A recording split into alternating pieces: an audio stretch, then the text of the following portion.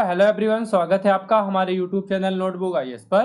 दोस्तों आज की वीडियो में हम लोग चर्चा करने वाले हैं फिजिकल ज्योग्राफी से संबंधित जो है दोस्तों महत्वपूर्ण प्रश्नों पर। दोस्तों आपको बता दें कि यह प्रश्न जो है पृथ्वी की आंतरिक संरचना और महाद्वीप एवं महासागरीय नितल की उत्पत्ति से संबंधित होंगे। दोस्तों आपको बता दें कि इन प्रश्नों की संख्या जो है 40 से अधिक होगी। ठीक है, कितनी होगी? 40 से अधिक होगी, जो कि आपकी विभिन्न महत्वपूर्ण प्रतियोगी परीक्षाओं के लिए आवश्यक होंगे, चाहे वह यूपीएससी का एग्जाम हो, यूपीएससी हो, बीपीएससी हो या किसी भी स्टेट पीसीएस का एग्जाम हो। यह सभी प्रश्न इन एग्जामों के लिए महत्वपूर्ण होंगे। और इसके साथ साथ जो है दोस्तों एसएससी जैसे एग्जाम हो गए, एसएससी सीजीएल हो गया, सीएचएसएल हो गया, जीडी हो गया, इन सभी परीक्षाओं के लिए सारे प्रश्न बहुत ही ज्यादा महत्वपूर्ण होने वाले हैं दोस्तों।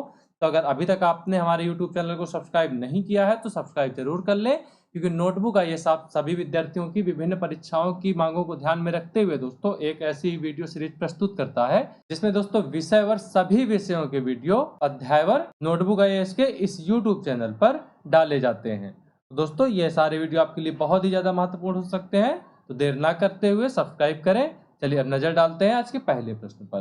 पहला प्रश्न क्या है दोस्तों? पृथ्वी की आंतरिक संरचना के संबंध में सर्वाधिक महत्वपूर्ण जानकारी का स्रोत क्या है? आपके ऑप्शन में दोस्तों अप्राकृतिक साधन, भूकंप विज्ञान, ज्वालामुखी क्रिया या फिर प्लेट विवर्तनिक। दोस्तों इस प्रश्न का जो सही उत्तर है वह विकल्प बी। विकल्प बी यानी कि जो पृथ्वी की आंतरिक संरचना के संदर्भ में सर्वाधिक महत्वपूर्ण जानकारी का स्रोत है दोस्तों वह है भूकंप विज्ञान। ठीक है, अब चलते हैं दोस्तों अगले प्रश्न की ओर। अगला प्रश्न क्या कहता है? सियाल सीमा और निफे के रूप में भूगर्भ का विभाजन किसके द्वारा किया गया है? आपके ऑप्शन में दिया गया है वैन डर ग्रेट द्वारा या फिर डेली द्वारा, होम्स द्वारा या फिर स्वेस द्वारा। दोस्तों इस प्रश्न का जो सही उत्तर है वह विकल्प डी। विकल्प डी यानी कि जो सियाल सीमा और निफे के रूप में भूगर्भ का विभाजन है दोस्तों वह स्वेस के द्वारा किया गया है। ठीक है, चलते हैं अगले प्रश्न पर। अगले प्रश्न में क्या है? पृथ्वी के धरातल में केंद्र की ओर निम्नलिखित का सही क्रम क्या होगा? आपके ऑप्शन में दोस्तों सीमा, सियाल और निफे। ऑप्शन में है 1, 2 और 3 या फिर 2, 1 और 3, 1, 3 और 2 या फिर 3, 2 और 1। तो दोस्तों इस प्रश्न का जो सही उत्तर है वह है विकल्प बी। विकल्प बी यानी कि जो इसका सही क्रम है दोस्तों वह 2, 1 और 3, यानी कि सबसे पहले होगी जो सबसे ऊपरी परत है दोस्तों वह होगी सियाल की। ठीक है, जो दूसरी परत है दोस्तों वह किसकी होगी? वह होगी सीमा की। और जो तीसरी परत है दोस्तों वह होगी निफे की। ठीक है, अब चलते हैं अगले प्रश्न पर। तो देख लेते हैं अगला प्रश्न दोस्तों। अगला प्रश्न क्या है? निम्नलिखित में से कौन सा कथन सत्य है? क्या है? सत्य है। कथन है जो है दोस्तों सियाल में ग्रेनाइट एवं नीस जैसी चट्टानों की प्रधानता है। कथन 2 है सीमा का निर्माण मुख्यतः बेसाल्ट एवं गैब्रो जैसी चट्टानों से हुआ है। किससे? बेसाल्ट और गैब्रो जैसी चट्टानों से। क्रोड में निकेल एवं लोहा जैसे तत्वों की अधिकता है। ऑप्शन डी है दोस्तों उपर्युक्त सभी। इस प्रश्न का जो दोस्तों सही उत्तर है वह है विकल्प डी, यानी कि जो उपरोक्त सभी कथन है ये सही है। यानी सियाल में ग्रेनाइट एवं नीस जैसी चट्टानें, सियाल में जो भूपृष्ठ की ऊपरी परत दोस्तों, पृथ्वी की जो ऊपरी परत है उसमें जो है ग्रेनाइट एवं नीस जैसी चट्टानें हैं। जो सीमा है दोस्तों, जो मध्य भाग है दोस्तों पृथ्वी का, वह जो है उसमें बेसाल्ट एवं गैब्रो की चट्टानें हैं। और जो नीचे का भाग है उसमें जो है निकेल और लोहे की चट्टानें पाई जाती हैं। लोहे के तत्वों की अधिकता ज्यादा है उस पर। ठीक है, चलते हैं दोस्तों अगले प्रश्न की ओर। भूपृष्ठ की किस परत में बेसाल्ट चट्टानों की अधिकता है? ऑप्शन में सियाल, सीमा, निफे या फिर किसी में नहीं। इस प्रश्न का जो सही उत्तर है वह विकल्प बी। विकल्प बी यानी कि जो सीमा है दोस्तों उसमें बेसाल्ट चट्टानों की अधिकता पाई जाती है। ठीक है, अब चल देते हैं अगले प्रश्न की ओर।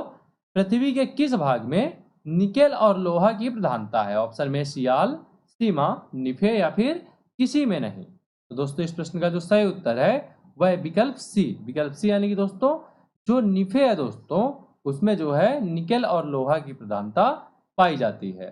ठीक है, अब चलते हैं अगले प्रश्न की ओर। अगला प्रश्न क्या है? पृथ्वी की सबसे ऊपरी परत के लिए सर्वप्रथम सियाल शब्द का प्रयोग किसने किया था? किसका?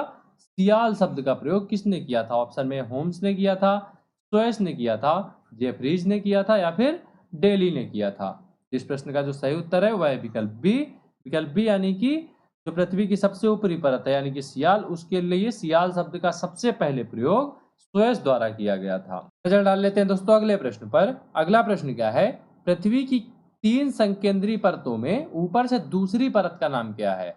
ऑप्शन में दोस्तों सियाल, सीमा, निफे या फिर इनमें से कोई नहीं। दोस्तों इस प्रश्न का जो सही उत्तर है वह है विकल्प बी यानी कि जो पृथ्वी की दूसरी परत है दोस्तों उसको सीमा कहा जाता है। क्या कहा जाता है? उसको सीमा कहा जाता है। ठीक है, अब चलते हैं अगले प्रश्न की ओर। पृथ्वी के केंद्र में पाया जाने वाला चुंबकीय पदार्थ है। ऑप्शन में ग्रेनाइट, बेसाल्ट, निकेल या फिर डायोराइट। तो दोस्तों इस प्रश्न का जो सही उत्तर है वह है विकल्प सी यानी कि जो पृथ्वी के केंद्र में चुंबकीय पदार्थ पाया जाता है वह निकेल है। ठीक है, अब चलते हैं अगले प्रश्न पर। अगला प्रश्न क्या कहता है, स्वेस ने पृथ्वी के आंतरिक भाग को 3 भागों में बांटा था। उनके विभाजन में क्या नहीं था? क्या शामिल नहीं था उनके विभाजन में? सियाल शामिल नहीं था, सीमा शामिल नहीं थी, निभे शामिल नहीं था या फिर सबस्ट्रेटम शामिल नहीं था। दोस्तों इस प्रश्न का जो सही उत्तर है वह है विकल्प डी यानी कि स्वेस द्वारा जो विभाजित किया गया था पृथ्वी के 3 भागों में उनमें सबस्ट्रेटम शामिल नहीं था। और ये जो उपरोक्त 3 है सियाल, सीमा और निफे, ये तीनों शामिल थे। ठीक है, अब चल देते हैं दोस्तों अगले प्रश्न की ओर। अगले प्रश्न में क्या है, स्थल मंडल से तात्पर्य है। स्थल मंडल से तात्पर्य क्या है? ऑप्शन में है दोस्तों पृथ्वी का आंतरिक भाग, पृथ्वी का मध्यवर्ती भाग, पृथ्वी का ऊपरी भाग या फिर पृथ्वी की बाह्य पपड़ी। दोस्तों इस प्रश्न का जो सही उत्तर है वह है विकल्प डी यानी कि जो स्थल मंडल है दोस्तों उससे तात्पर्य है पृथ्वी की बाह्य पपड़ी से। चलिए अब चलते हैं दोस्तों अगले प्रश्न की ओर। अगला प्रश्न क्या है, स्थल मंडल की मोटाई भूकंपीय तरंगों के आधार पर कितनी मापी गई है? ऑप्शन में 105 किलोमीटर, 100 किलोमीटर, 200 किलोमीटर या फिर 80 किलोमीटर।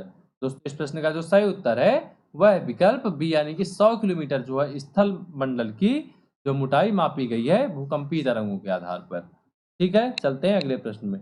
अगला प्रश्न क्या कहता है, निम्नलिखित में से किस परत को बेरिस्फीयर कहा जाता है? क्या कहा जाता है?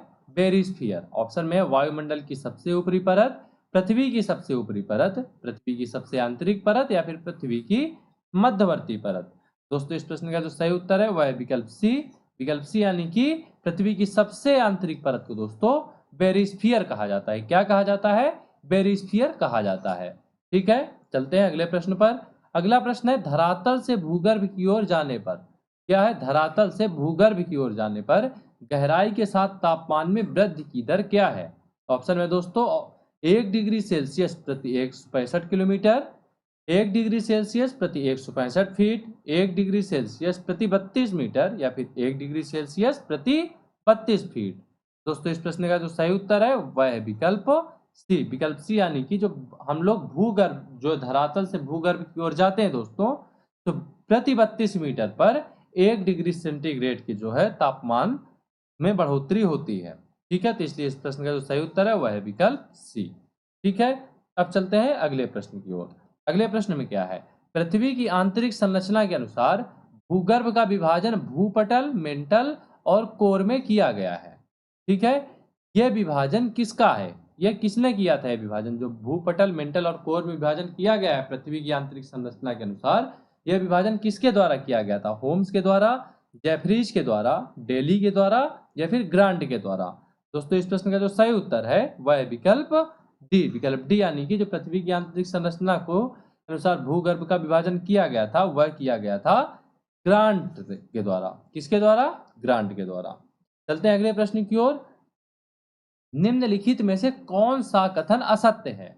ऑप्शन में दिया गया है भूपटल यानी कि द क्रस्ट की औसत मोटाई लगभग 33 किलोमीटर है।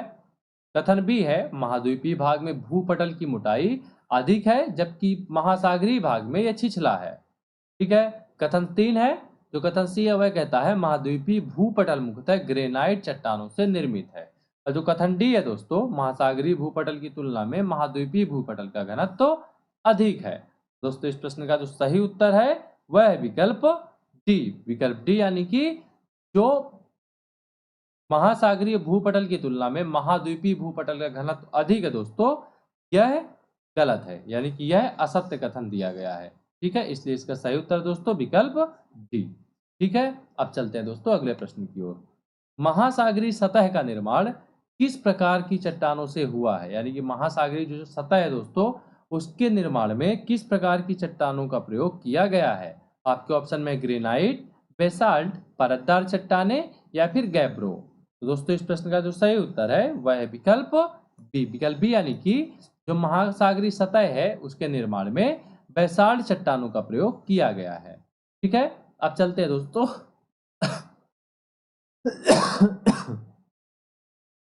हाँ जी, गुड, आई एम गुड।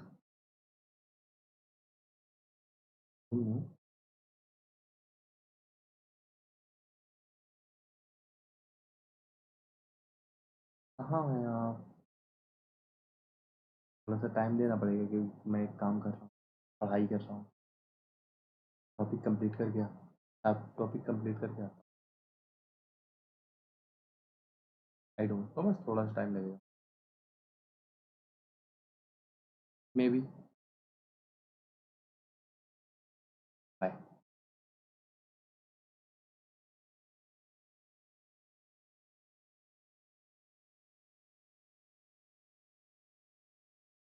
तो अब चलते हैं दोस्तों अगले प्रश्न की ओर। अगला प्रश्न क्या है, मेंटल के संबंध में निम्नलिखित में से कौन सा कथन असत्य है।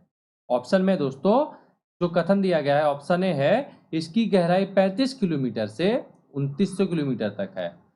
कथन दो है इसका संपूर्ण भाग प्लास्टिक की अवस्था में है। तो कथन सी है पृथ्वी की आयतन का 83.5% एवं द्रव्यमान का 67.8% भाग मेंटल है और इसका घनत्व तो 3.0 से लेकर 5.5 तक है। तो आपको बताना है कि इनमें से कौन सा विकल्प सही है। तो इस विकल्प जो इस प्रश्न का जो सही उत्तर है दोस्तों वह है विकल्प बी।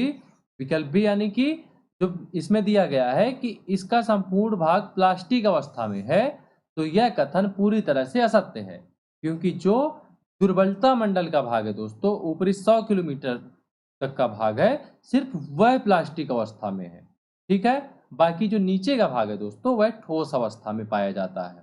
ठीक है, इसलिए जो इस पर जो कथन असत्य है वह है विकल्प बी।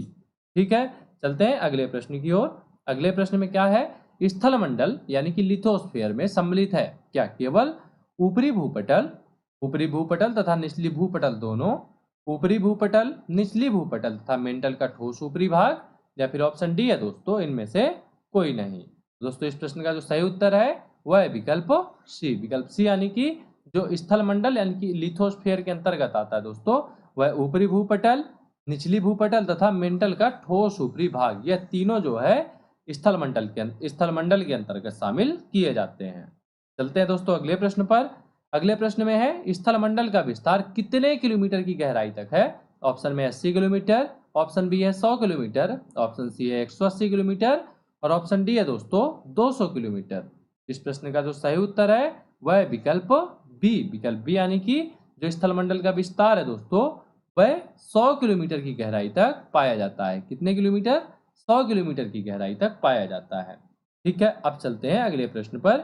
अगले प्रश्न में है निम्न में से किसको व्हाइट ऑफ द अर्थ, क्या व्हाइट ऑफ द अर्थ कहा जाता है, किसे कहा जाता है, क्रस्ट, मेंटल, कोर या फिर ऑप्शन डी है दोस्तों इनमें से किसी को नहीं। तो इस प्रश्न का जो सही उत्तर है दोस्तों वह है विकल्प बी। विकल्प बी यानी कि जो मेंटल है उसको व्हाइट ऑफ द अर्थ कहा जाता है। क्या कहा जाता है? White of the earth. ठीक है, चलते हैं अब अगले प्रश्न पर। अगले प्रश्न में दोस्तों दिया गया है मेंटल में निम्नलिखित में से किन तत्वों की प्रधानता होती है। ऑप्शन में दोस्तों सिलिका और मैग्नीज, ऑप्शन बी है सिलिका और एल्यूमिनियम, ऑप्शन सी है सिलिका और मैग्नीशियम और ऑप्शन डी है सिलिका और लोहा। इस प्रश्न का जो सही उत्तर है वह है विकल्प सी। विकल्प सी यानी कि मेंटल में निम्नलिखित में से सिलिका और मैग्नीशियम की प्रधानता पाई जाती है। किसकी? सिलिका और मैग्नीशियम की। इसीलिए जो है दोस्तों मेंटल सीमा को सीमा परत भी कहा जाता है। क्या कहा जाता है? सीमा परत कहा जाता है, यानी कि जो सिलिका और मैग्नीशियम। ठीक है, अब चलते हैं दोस्तों अगले प्रश्न पर। अगला प्रश्न क्या है, पृथ्वी के कुल द्रव्यमान का लगभग कितना प्रतिशत मेंटल में पाया जाता है। ऑप्शन में 32%, 52%, 68% या फिर 83%। दोस्तों इस प्रश्न का जो सही उत्तर है वह है विकल्प सी। विकल्प सी यानी कि जो मेंटल है दोस्तों वह पृथ्वी के कुल द्रव्यमान का लगभग 68% है। कितना है? लगभग 68%। ठीक है, अब नजर डाल लेते हैं अगले प्रश्न पर। मोह असंबद्धता स्थित है, कहाँ पे स्थित है मोह असंबद्धता? ऑप्शन में दोस्तों क्रस्ट तथा मेंटल के बीच, ऊपरी मेंटल तथा निचली मेंटल के बीच, मेंटल एवं कोर के बीच, या फिर आंतरिक मेंटल तथा बाह्य मेंटल के बीच। तो इस प्रश्न का जो सही उत्तर है वह है विकल्प ए। विकल्प ए यानी कि जो मोह असंबद्धता है दोस्तों वह स्थित है क्रस्ट तथा मेंटल के बीच। किसके बीच? क्रस्ट तथा मेंटल के बीच। अब नजर डाल लेते हैं अगले प्रश्न पर। अगले प्रश्न में है पृथ्वी की कोर में किस तत्व की प्रधानता होती है? ऑप्शन में सिलिका एवं एल्यूमिनियम, सिलिका एवं मैग्नीशियम, सिलिका एवं निकेल, या फिर लोहा एवं निकेल। तो इस प्रश्न का जो सही उत्तर है वह है विकल्प डी। विकल्प डी यानी कि पृथ्वी के कोर में दोस्तों लोहा एवं निकेल की प्रधानता पाई जाती है। किसकी? लोहा और निकेल की। अब नजर डाल लेते हैं अगले प्रश्न पर। अगले प्रश्न में है निम्नलिखित में से कौन सा कथन असत्य है? ऑप्शन में है महाद्वीप मुख्यतः ग्रेनाइट चट्टानों से निर्मित है। ऑप्शन बी है महासागरीय बेसिन में बेसाल्ट चट्टान की प्रधानता है। जो कथन 3 है कोर का बेरिस्फीयर के नाम से भी जाना जाता है। जो कथन डी है पृथ्वी के समस्त आयतन का लगभग 68% एवं द्रव्यमान का लगभग 83.5% में मेंटल व्याप्त है। ठीक है, तो आपको बताना है कि इसमें जो है कौन सा कथन असत्य है। तो इस प्रश्न का जो सही उत्तर है वह है विकल्प डी। विकल्प डी यानी कि जो पृथ्वी के समस्त आयतन का लगभग 68% एवं द्रव्यमान का लगभग 83.5% भाग मेंटल में व्याप्त है, यह कथन पूरी तरह से असत्य है। बाकी जो ऊपर के तीनों कथन है यह सही है, यानी कि महाद्वीप मुख्यतः ग्रेनाइट चट्टानों में से निर्मित है, ये बिल्कुल सही है। जो कथन 2 है महासागरीय बेसिन में बेसाल्ट चट्टानों की प्रधानता है, तो दोस्तों यह भी कथन जो है ये दोनों कथन सही है। और जो तीसरा है कोर को बेरिस्फीयर के नाम से भी जाना जाता है, यह कथन भी सही है। ठीक है, अब चलते हैं अगले प्रश्न पर। अगले प्रश्न में दोस्तों कहा गया है भूगर्भ में तापमान वृद्धि का कारण है। आपके ऑप्शन में है दबाव, रेडियो सक्रिय पदार्थों का विखंडन, उपर्युक्त दोनों, या फिर इनमें से कोई नहीं। इस प्रश्न का जो सही उत्तर है वह है विकल्प सी। विकल्प सी यानी कि भूगर्भ में जो तापमान वृद्धि का कारण है वह उपर्युक्त दोनों यानी कि दबाव तथा रेडियो सक्रिय पदार्थों का विखंडन। क्योंकि जब किसी भी चीज पर दोस्तों दबाव अधिक ज्यादा पड़ता है, जब प्रेशर अधिक ज्यादा पड़ता है, तो जब कोई पदार्थ होता है वह एक निश्चित गलनांक को प्राप्त करता है और उसके बाद वह विखंडित हो जाता है। ठीक है, जिससे रेडियो सक्रिय जो पदार्थ है वो विखंडित हो जाते हैं। इस वजह से तापमान अधिक पाया जाता है भूगर्भ में। ठीक, अब चलते हैं अगले प्रश्न पर।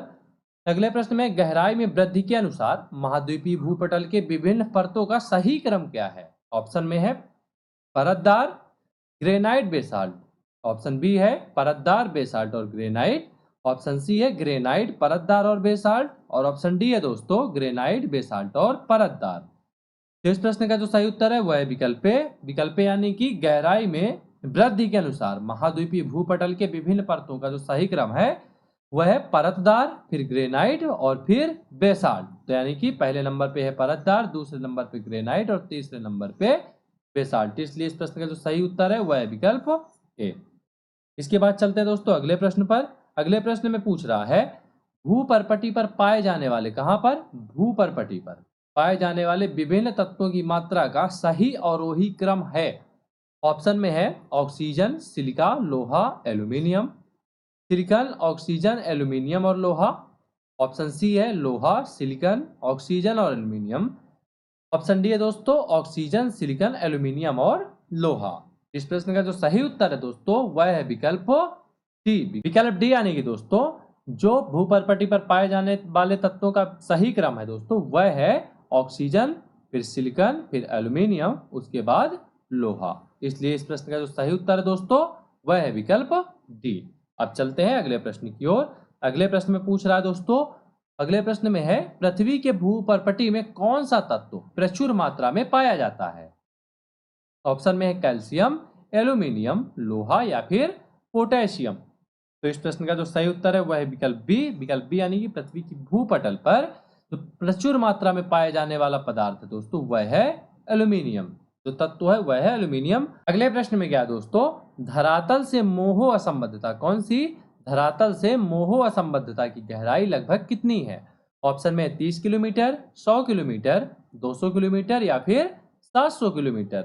इस प्रश्न का जो सही उत्तर है वह है विकल्प ए। विकल्प ए यानी कि धरातल से मोह असंबद्धता की गहराई दोस्तों 30 किलोमीटर है। कितनी है? 30 किलोमीटर। अगले प्रश्न में क्या है? पृथ्वी ग्रह की संरचना में प्रवार यानी कि मेंटल के नीचे कोर निम्नलिखित में से किस एक से बना है? ऑप्शन में एल्यूमिनियम, क्रोमियम, लौह या फिर सिलिकॉन। तो दोस्तों इस प्रश्न का जो सही उत्तर है वह है विकल्प सी। विकल्प सी यानी कि जो कोर निर्मित है दोस्तों वह किन चीजों से निर्मित है? तो वह निर्मित है लोहा तथा इसके साथ साथ जो है दोस्तों निकेल की मात्रा कोर में अत्यधिक पाई जाती है। ठीक है, अब चलते हैं अगले प्रश्न पर। अगले प्रश्न में क्या पूछ रहा है? वलन क्रिया कौन सी? वलन की क्रिया किसका परिणाम है? आपके ऑप्शन में दोस्तों महादेश जनक बल का, ऑप्शन बी है भू विक्षेपी बल का, ऑप्शन सी है पर्वत निर्माणकारी बल का या फिर ऑप्शन डी है दोस्तों बहिर्जात बल का। इस प्रश्न का जो सही उत्तर है वह है विकल्प सी। विकल्प सी यानी कि जो वलन की क्रिया दोस्तों वह किसका परिणाम है? तो वह पर्वत निर्माणकारी बल का परिणाम है। ठीक है, वलन क्या होता है दोस्तों? तो आपको बता दें कि जब किसी भी चीज पर जब यानी कि भू परपटी ले लेते हैं, जब भू परपटी में नीचे से फोर्स लगता है जो और फिर ये जो ऊपर का भाग है जहाँ पे फोर्स लगता है ये ऊपर की ओर जो है दोस्तों उठता है, ये होता है वलन की क्रिया। ठीक है, मिश्रित धातुओं और सिलिकेटों से बनी धरती की परत कहलाती है, क्या कहलाती है? सियाल कहलाती है, सीमा कहलाती है, प्रवार कहलाती है या फिर निफे कहलाती है।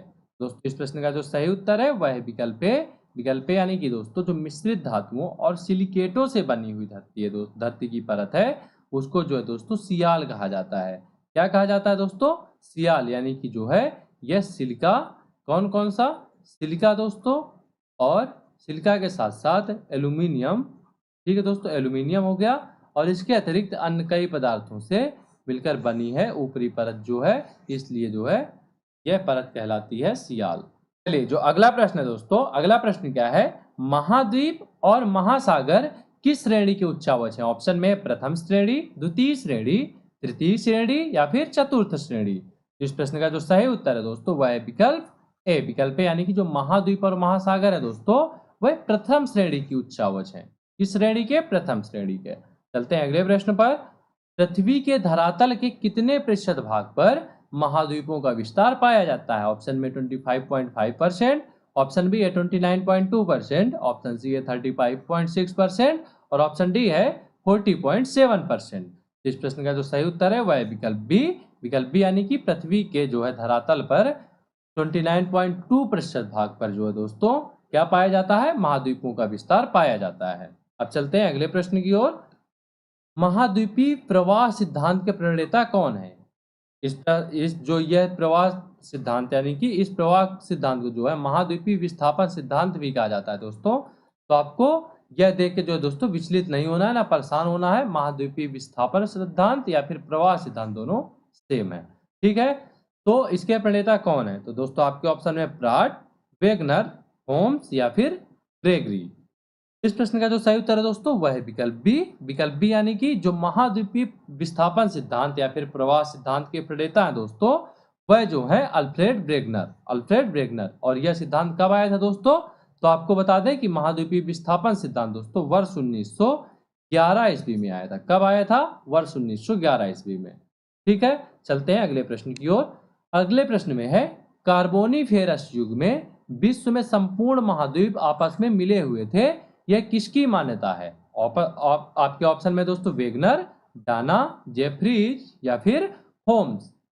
तो दोस्तों इस प्रश्न का जो सही उत्तर है वह है विकल्प ए। विकल्प ए यानी कि जो वेगनर साहब थे दोस्तों इनका मानना था कि कार्बोनिफेरस युग में दोस्तों संपूर्ण महाद्वीप आपस में जुड़े थे। यानी कि इनका कहना था कि जो पेंजिया और पैंथालासा की इन्होंने परिकल्पना दी थी।